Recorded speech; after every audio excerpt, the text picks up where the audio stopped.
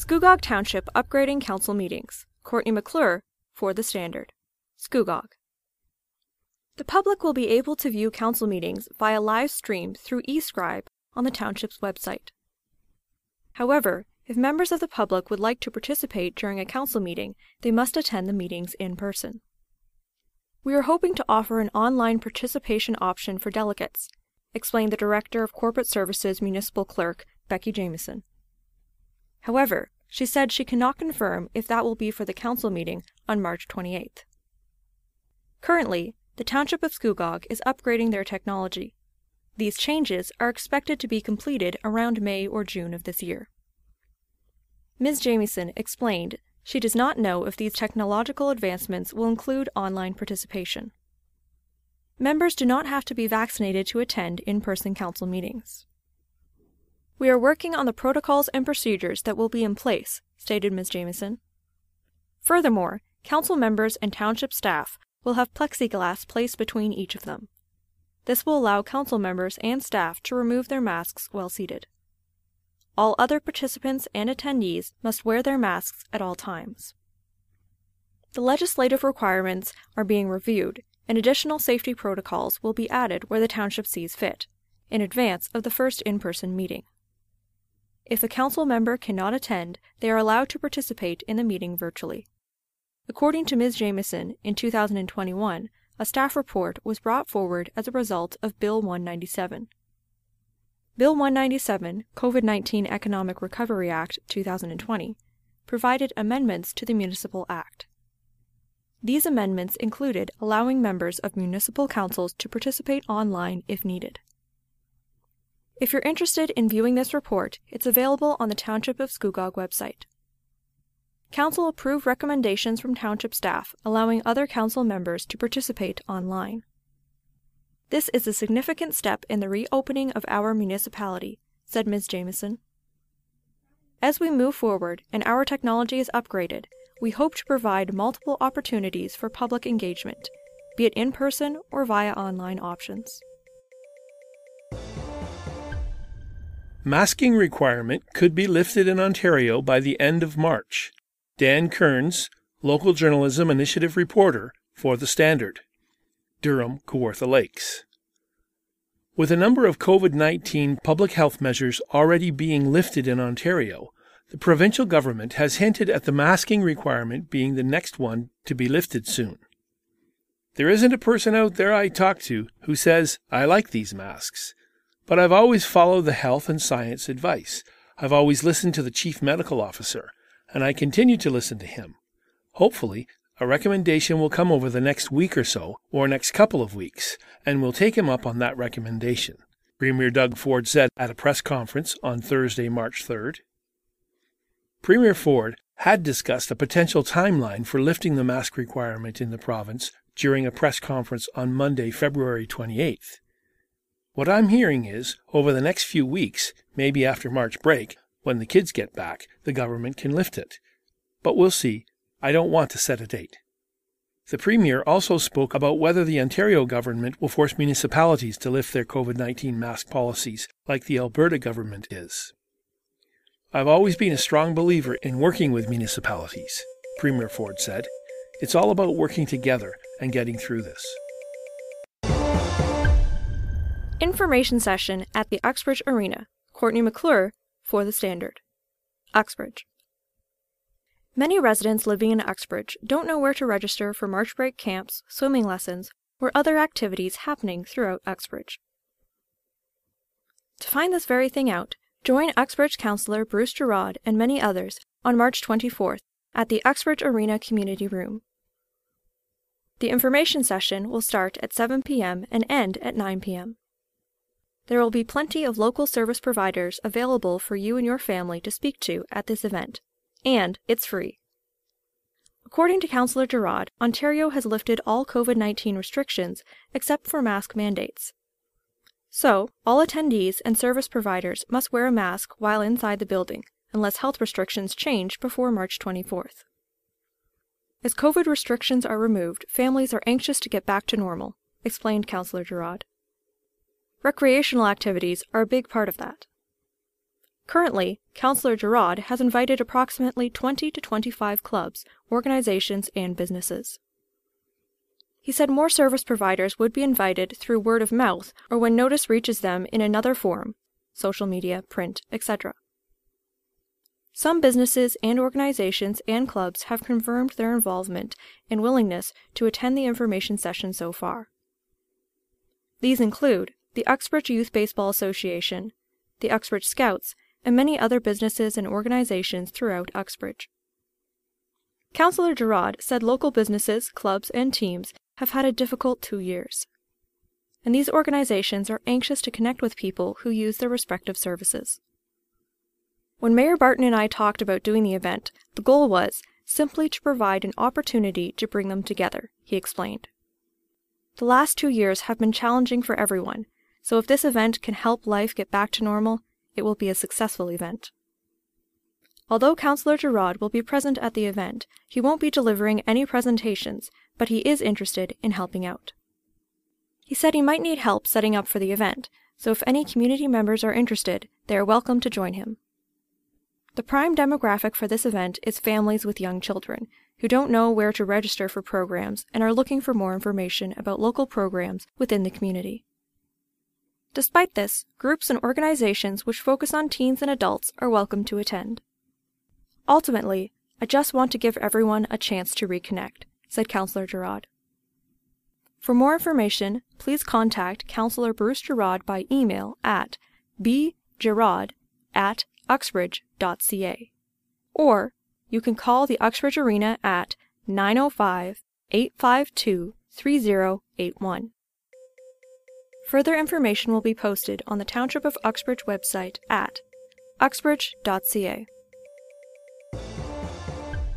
Kawartha Lakes SIU investigation continues to be ongoing. Dan Kearns, Local Journalism Initiative reporter for The Standard. Kawartha Lakes.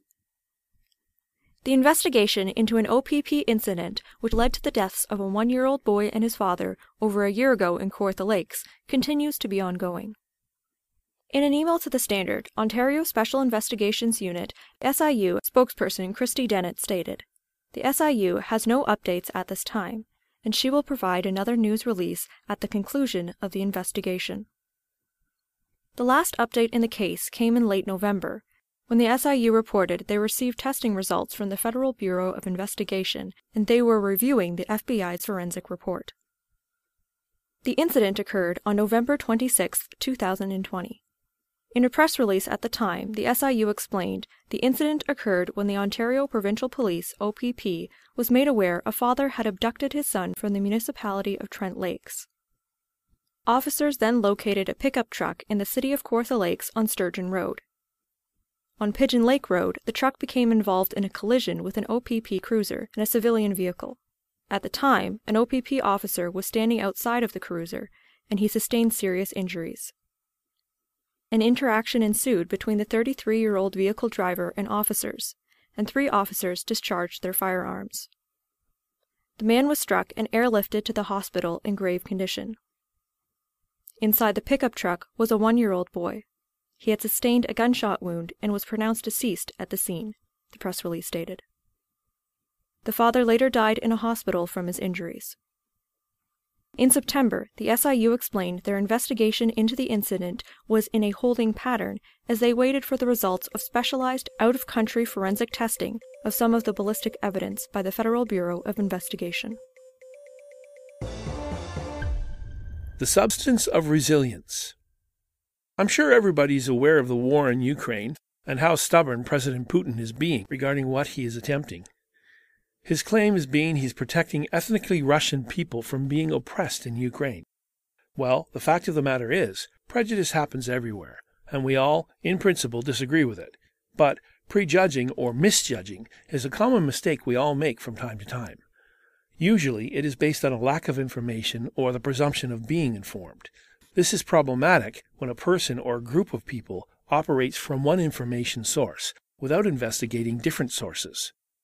Remember when your dad said, "Always get more than one quote when hiring a contractor," or "Do your research before purchasing something"?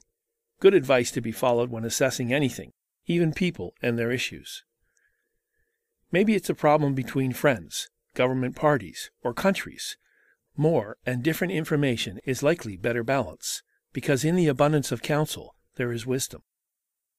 In the West, we are privy to much more information about conditions in Ukraine than those who live in Russia. Putin and his oligarchical tactics stem from fear of the people understanding and living in freedom. This fear has always tried to oppress freedom of speech and stop the other side of the truth from reaching the public. When the other side of the truth is met by childish ears too stubborn to hear, this is the soil in which the seeds of war grow, and disenchantment with and distrust of government flourishes. Consequently, intelligent people are led to conclusions Putin desires them to have, and they fall into the party line, even inside governments. Then they persuade two friends, and they persuade two friends, and so on and so on.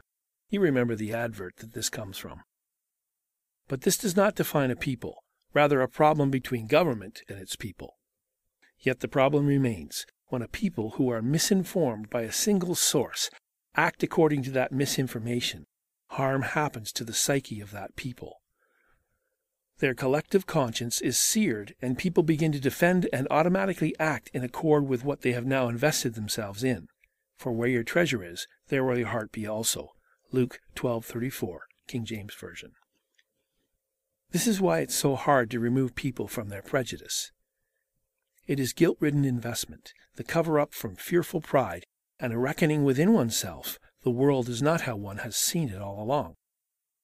So many here in the West won't hear another side, but will move to silence and even physically harm those not towing the politically correct line. Ironically, this is the farthest thing from correct, so that's reduced only to political. We have seen many political leaders around the world and here at home act in extremely personally invested manners, resulting in the free choice of others being treated with disregard and the value of human life being diminished. I am a Ukrainian Canadian, and I hold nothing against my fellow Russian Canadians.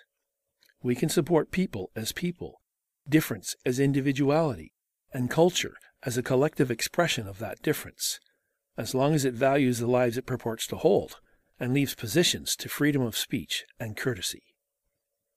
So to be sober, being oneself, does not mean everyone else must agree or even support the choice one makes, but it does mean we must not act in violence against a person because of it.